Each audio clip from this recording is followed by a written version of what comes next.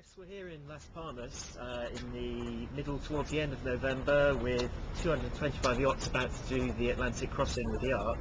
Can you tell us why it's good to do it at this time of year, and in particular tell us about the trade winds? I'm Chris Tibbs. I'm a meteorologist and also a sailor, and I've been across the Atlantic 20 odd times. We're in Las Palmas. It's the start of the Ark. I'm here to do some weather seminars and the briefing the weather briefing at the skipper's briefing on Saturday, and also answer people's questions because they worry about the weather. The trade winds have already started blowing, and November is considered to be the very tail end of the hurricane season. Officially, the hurricane season finishes at the very end of November, and the trade winds are blowing, and people like to get across to the Caribbean for Christmas. So towards the end of November is an absolute ideal time to be setting off. You've avoided the hurricanes, yet you should still have some good trade winds.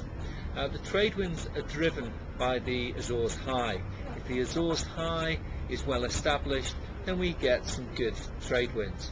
And the trade winds will be from the northeast going round to the east as we progress along the route, and they'll generally be around about 15 to 20 knots and occasionally 20 to 25 knots. So it's all very good. Well, we've got some happy competitors from the Ark there who are getting ready for a lunchtime drink, I think. So the trade winds are driven by the Azores High, and they start off from the northeasterly direction, usually around 15 to 20 knots. They'll build a little bit on the route, and we'll quite often see some days where the wind's 20 to 25 knots. Some really good downwind sailing.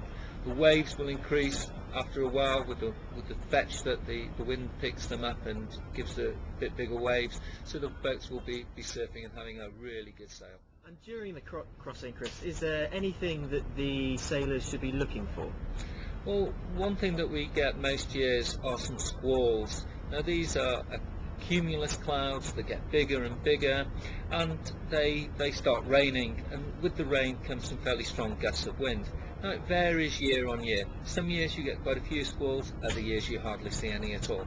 So it's something that the competitors must watch for, and you can get 30, 35 knots or even gale force gusts of wind within these squalls. Need to keep a weather eye out.